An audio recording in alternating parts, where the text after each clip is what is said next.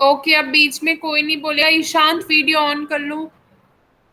Okay, so बेटा, the name of the chapter is getting food. So here first sources of food. तो sources of food का मतलब होता है कि कौन कौन से तरीके होते हैं जिनसे हमें फूड मिलता है। So all are comes from plants and animals. Food contains essential nutrients such as carbohydrate, fats, protein, vitamins, and minerals that we need to get energy to grow and maintain life. सो जो भी हमारा food है वो हमें plants और animals से मिलता है। ये चीज आपको पता है। जितने भी हमारे डेयरी प्रोडक्ट्स हो जाते हैं, जैसे कि आपका मिल्क हो गया, एग हो गया, चीज, कर्ड, ये सब कहाँ से मिलते हैं? ये सब हमारे कौन से एनिमल से मिलते हैं, ठीक है। और प्लांट से हमें मिलता है, जैसे हमारी पल्सेस हो गई, फ्रूट्स हो गए, वेजिटेबल्स हो गए, ये सब क्या है? ये हमें प्लांट से रिसीव होते हैं, ठीक है। मैम तो फूड में क्या? यस। मैम आप मैम शुरू से ही तो समझा रहे हो। क्या बेटा? मैम आप शुरू से समझा रहे हो ना। हाँ, मैं स्टार्टिंग से ही समझा रही हूँ आपको, ठीक है।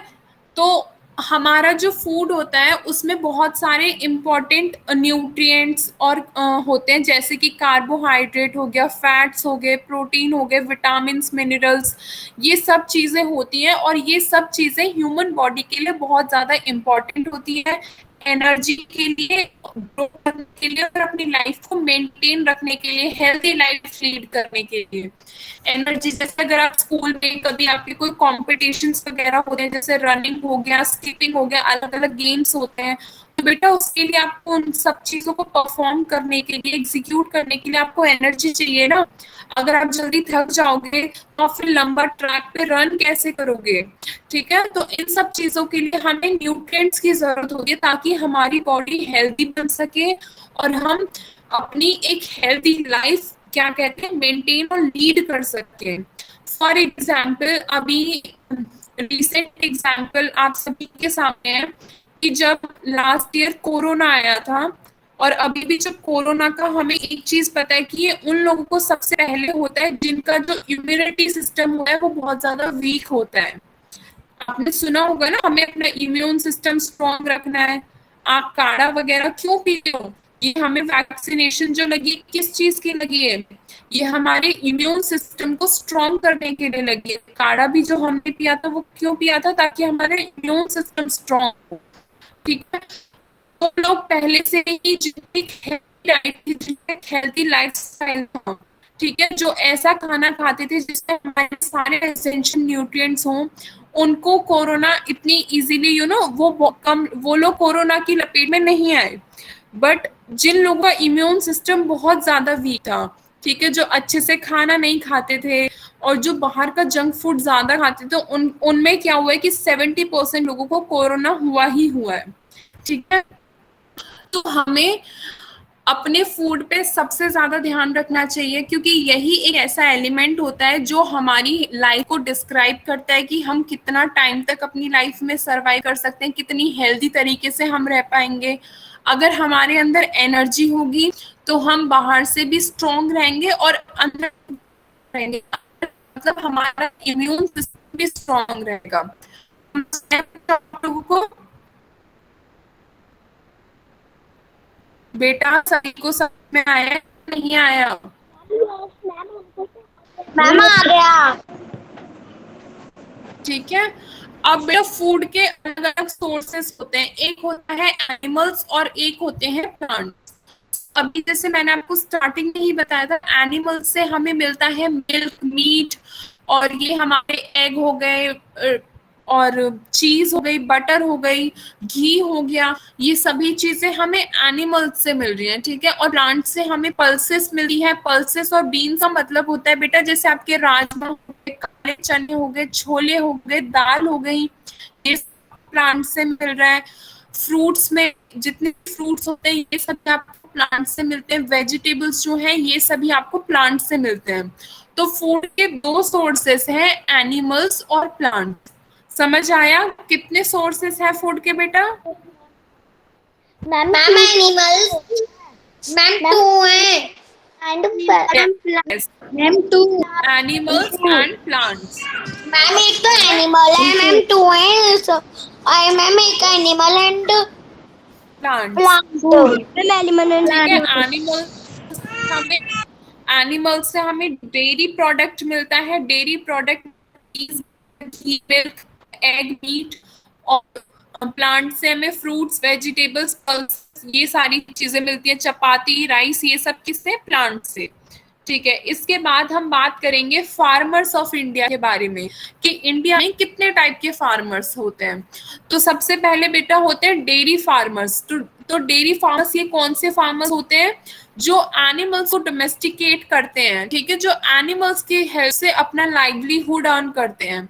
जैसे कि अगर हम गुजरात और हरियाणा में देखें और इवन यूपी में भी देखें, तो हमारे आप गांव में अगर जाओगे तो वहां पे कुछ कुछ लोग बफेलो और काव रखते हैं ना, सिर्फ उन्हीं से ही अपना लाइवलीहुड अर्न करते हैं। उनका मिल्क जो है वो उसको सेल करते हैं।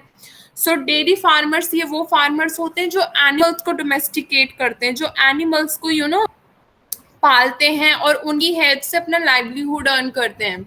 इसके बाद हम बात करते हैं फिश फार्मर्स। तो फिश फार्मर्स ये वो फार्मर्स होते हैं जो कि कमर्शियल पर्पस के लिए फिश को सेल करते हैं। और ये फिश कहाँ से पकड़ते हैं? आपने देखे मछुआरों के बारे में बेटा आपको पता होगा ना, क्या करते हैं मछुआरे? Yes ma'am. मैम वो फिश मछुआरे ना फिश पकड़ते हैं और उनको बेचते हैं। उनको बेचते हैं, तो वो भी तो एक तरीके से कमर्शियल, वो भी तो उस चीज से पैसे कमा रहे हैं ना। ठीक है, इसके बाद हम बात करेंगे। ओके बेटा, ओके, नाउ म्यूट योरसेल्फ। उसके बाद बेटा हम बात करेंगे प्लांटेशन फार्मर्स के बारे में। तो प्लांटेशन फार्मर्स ये वो फार्मर्स होते हैं जो कैश क्रॉप ग्रो करते हैं। अब कैश क्रॉप का मतलब होता है बेटा, students please mute yourself, all of you. So बच्चा, कैश क्रॉप का मतलब होता है जिन क्रॉप्स को बेच के पैसे मिलते हैं, जैसे कि रबर हो गई, टी हो गई, कॉफी हो गई, शुगर कैन हो गया। हमारे यूपी में सबसे ज्यादा आपको पता है ना कौन सी क्रॉप होती है? सबसे ज्यादा हमारी यूपी में शुगर कैन होती है। ठीक है, शुगर कैन का मतलब होता है गन्ने की खेती। ठीक है, तो ये सब कौन सी क्रॉप्स हो जाती हैं? ये कैश क्रॉप होती हैं। अब जैसे क्रॉप रबड़ हो गई, टी हो गई, कॉफी हो गई, तो टी कहाँ मिलती है बेटा? मैम वो भी मैम एक तरफ से मैम टी। आपने चाय पत्ती की जो खेती होती है वो सबसे ज्यादा कहाँ पे होती है बेटा? वो सबसे ज्यादा असम में होती है। आपने कभी मैम कभी असम में। कभी कभी आपने एडवर्टीजमेंट में भी देखा होगा कि वो जो औरतें होती हैं वो पीछे अपना एक बड़ा सा बास्केट कैरी करती हैं और लीव्स को तोड़ तोड़ के अपनी बास्केट में डालती रहती हैं। ठीक है, और जो कॉफी है वो सबसे ज्यादा केरला में होती है और रबड़ कर्नाटका में। ठीक है, उसके बाद हम बात करेंगे क्रॉप फार्मर्स की। तो प्लांटेशन फार्मर्स क्या होते हैं? वो प्लांट ग्रो करते हैं, जैसे कि जो मैंने भी आपको कैश क्रॉप्स के एग्जाम्पल दिए। फार्मर्स क्या करते हैं? क्रॉप फार्मर्स ये क्रॉप ग्रो करते हैं, जैसे कि वीट खेती करते हैं, गेहूं की, चावलों की। ठीक है, वीट और राइस की जो खेती करते हैं उनको हम बोलते हैं क्रॉप फार्मर्स। तो वीट सबसे ज्यादा होती है पंजाब में। आपकी स्क्रीन शेयर नहीं हो रही है। बेटा मैंने अपनी स्क्रीन करी हुई है, सभी बच्चों को मेरी स्क्रीन विजिबल है? आप रीड बताएं मैम। मैम हमको मैम तो हो हमको रही तो है स्क्रीन शेयर। बेटा आप सभी स्क्रीन को विजुअल है। Navya, I think you are having some network issue. तो बेटा आप लोगों को समझ में आया टोटल कितने टाइप्स ऑफ फार्मर्स हैं इंडिया में? Yes ma'am. हमारी इंडिया में टोटल 4 टाइप्स के फार्मर्स हैं, डेयरी फार्मर्स, फिश फार्मर्स और प्लांटेशन और क्रॉप फार्मर्स। ठीक है, ma'am crop farmers, daily farmers, fish farmers, plantation farmers. Yes. उसके बाद हम बात करेंगे फार्मिंग इक्विपमेंट के बारे में। इक्विपमेंट मतलब जो इक्विपमेंट जैसे हम कह सकते हैं बेटा, जो अगर हिंदी में बोले तो अगर हिंदी में हम इक्विपमेंट को एक्सप्लेन करें, इट मीन्स जो औजार हमें चाहिए होते हैं, ठीक है, जिन छोटी छोटी चीजों की वजह से हम फार्मिंग कर पाते हैं. The farmers grow different crops on his field according to the climate and season. The modern farmer use agricultural implements such as tractors, harrow, cultivators, and combine harvester to increase the crop yield. तो बेटा ये तो चीज आप सभी को पता है बिना बताए कि जो भी हम क्रॉप्स ग्रो करते हैं वो हम अपने क्लाइमेट देख के ग्रो करते हैं, सीजन देख के ग्रो करते हैं ना. जो भी फार्मर्स होते हैं वो क्लाइमेट और सीजन को देख के तो अपनी खेती करेंगे ना, कि अगर गर्मियों में ये क्रॉप हो सकती है तो हम, अगर फॉर एग्जांपल जो वीट है वो क्रॉप और वो सॉरी क्लाइमेट और सीजन को देख के ही ग्रो करी जाती है. ऐसा थोड़ी ना कि वीट को हम रेनी सीजन में लगा देंगे, ठीक है. और इसके लिए आजकल क्या हो रहा है, आप जो यशवी आपकी आवाज नहीं आ रही बेटा.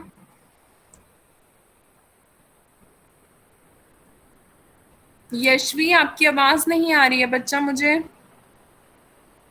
No problem ma'am. Okay so बेटा आपने आजकल जब आप में से किसी ने देखा फार्मिंग करते हुए लोगों को, किसी भी देखा खेतों में से लोग फार्मिंग करते हुए? मैम हमने देखे हैं. मैम हमने नहीं देखे. हाँ ठीक है. तो आपने बेटा देखा होगा ना कि वो अलग अलग टूल्स का यूज करते हैं. ट्रैक्टर्स हो गए, हैरो हो गए, कल्टीवेटर्स हो गए. मैम मैम मैम वो हैरो से भी मैम खेत को मैम जोतते हैं. हाँ तो बेटा एंशिएंट टाइम में अभी क्या हो रहा है, अभी जो फार्मर्स हैं वो मॉडर्न टूल्स का यूज करते हैं, बट पहले क्या होता था, बुलक कार्ट की हेल्प से हम क्या करते थे, उसको ऑक्स और बुलक की हेल्प से हम करते थे जो फार्मिंग होती थी. बट अब क्या हो रहा है, अब अलग अलग टूल्स अवेलेबल हैं, तो जो मॉडर्न फार्मर्स हैं वो अलग अलग टूल्स यूज करते हैं, जैसे कि tractor, harrow, cultivators and combine harvesters. समझ में आया. इसके बाद हम बात करेंगे स्टेप्स ऑफ फार्मिंग के बारे में, कि फार्मिंग कैसे करी जाती है, क्या क्या स्टेप्स होते हैं. तो बेटा सबसे पहले आता है प्रिपरेशन ऑफ सॉइल. मतलब वो सबसे पहले सॉइल को प्रिपेयर करते हैं. सॉइल को कैसे प्रिपेयर करते हैं, खेत को जोत के, ठीक है, खेत को वो उसकी सॉइल को डिग करके थोड़ा सा उसकी सॉइल को खोदते हैं वो लोग, जिससे कि जो रफ सॉइल है वो निकले. और जो खोदते हैं. हाँ वेट बेटा वेट.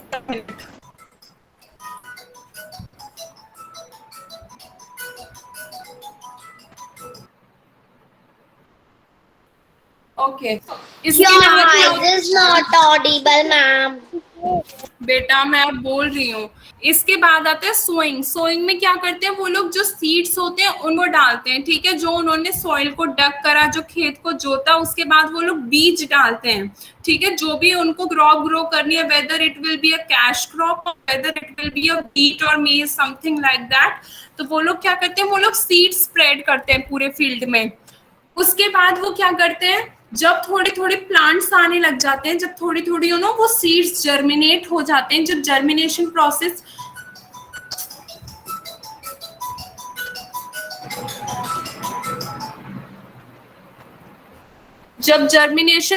स्टार्ट हो जाता है, तो वो लोग क्या करते हैं, फर्टिलाइजर और मैन्योर्स डालते हैं. तो बेटा फर्टिलाइजर्स क्यों डाले जाते हैं, oh god wait for a minute child.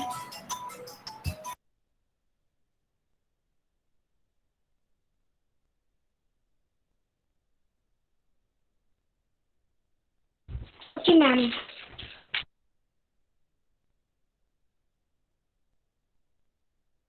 I'm so sorry students, just so जब सीड्स जर्मिनेट होने लग जाते हैं तो वो लोग उसमें मैन्योर्स और फर्टिलाइजर्स डालते हैं, ताकि जो क्रॉप ग्रो हुई है वो थोड़ी और ग्रोथ करे अच्छे तरीके से, और उसमें किसी भी तरीके के इंसेक्ट्स ना लगे. क्योंकि आप अगर गार्डन में भी कुछ बोते हो अपने, या घर में भी छोटे से बगीचे में भी कुछ आप ग्रो करने का कोशिश करते हो, तो आप देखते होगे ना अलग अलग तरीके के छोटे छोटे कीड़े लगने का डर रहता है. तो फर्टिलाइजर क्या करता है, एक तो क्रॉप्स की ग्रोथ अच्छी करता है और साथ ही साथ उन्हें इंसेक्ट्स वगैरह से बचाता है. इसके बाद आता है प्रोसेस इरिगेशन. इरिगेशन में क्या करते हैं बेटा, हम कभी कभी गुड़ाई करते हैं, मतलब जो ऊपर वाली सॉइल होती है वो बहुत ज्यादा ड्राई लगने लगती है, तो हम क्या करते हैं, उसको इरिगेट करते हैं, मतलब कि उसको खुरपे वगैरह की हेल्प से या फिर किसी भी शार्प टूल की हेल्प से हम उसको सॉइल को ऊपर नीचे करते हैं, जिसकी वजह से जो पुरानी सॉइल हो चुकी है वो अंदर जाए और नई सॉइल ऊपर आ जाए, और जो सॉइल है वो डिसइंटीग्रेट मतलब अलग अलग हो जाए। ठीक है, उसके बाद आता है वीडिंग प्रोसेस। वीडिंग का मतलब होता है बेटा, जो भी हमारी क्रॉप के बीच में जंगली घास या फिर कह सकते हैं हम वाइल्ड प्लांट्स जो आ जाते हैं, क्योंकि जब प्रॉपर फर्टिलाइजर मिलता है, वाटर मिलता है, तो कभी कभी जंगली घास आ जाती है, तो हमें उनको खाड़ के फेंकना होता है। उस प्रोसेस को हम बोलते हैं वीडिंग। उस एक्स्ट्रा घास को हम क्यों निकालते हैं, क्योंकि अगर हम उसको नहीं निकालेंगे तो वो सारा प्लांट का जितना भी न्यूट्रिएंट होता है उसको एब्जॉर्ब कर लेती है। समझ आया बेटा आप सभी को? Yes ma'am. ठीक है, उसके बाद हम क्या करते हैं, हार्वेस्टिंग करते हैं। हार्वेस्टिंग में हम क्या करते हैं, क्रॉप्स को निकालना शुरू कर देते हैं, मतलब जो फ्रूट्स आते हैं उसको निकालना शुरू कर देते हैं। थ्रेशिंग में हम क्या करते हैं, जो मेन क्रॉप होती है, जैसे वीट में हम क्या करते हैं, पहले हम गेहूं काटते हैं, है ना, हमने गेहूं काटे, गेहूं काटने के बाद हम उसको मशीन में डालते हैं, तो जितने भी गेहूं होते हैं वो अलग अलग निकल जाते हैं। तो थ्रेशिंग में हम प्लांट से और सीड से जो भी हमारा ग्रेन होता है उसको अलग करते हैं। और स्टोरेज में हम क्या करते हैं कि जितना भी वो हमारा जो भी जितने भी फॉर एग्जांपल हमारे गेहूं निकले, तो हम उन गेहूं को स्टोर करके रख लेंगे, और फिर थोड़े टाइम के बाद जो हमारा स्टोरेज मटेरियल होगा उसको हम कुछ पर्सनल यूज के लिए और कुछ कमर्शियल यूज के लिए निकाल लेते हैं। जैसे आप लोगों ने देखा होगा, अगर आप में से किसी के घर में कोई फार्मिंग करता होगा, तो वो गेहूं पहले स्टोर कर लेते हैं घर में लाके, या कोई भी स्टोर रूम होता है वहां पे। उसके बाद वो थोड़े से अपने घर के लिए निकाल लेते हैं और बाकी जितना भी होता है उसको सेल कर देते हैं। मैम इनको मैम बेच के आ जाते हैं। हाँ, तो बेटा आप लोगों को समझ में आया steps of farming? Yes ma'am. Okay. Ma'am तो यस। बेटा आप लोगों को किसी भी तरीके का कोई डाउट है अभी इस चैप्टर में? Ma'am no doubt. मैम मैं ये पूछ रहे थे की तरफ मैम, इंडियन में मैम क्या खाया जाता है? एक मिनट बेटा, ये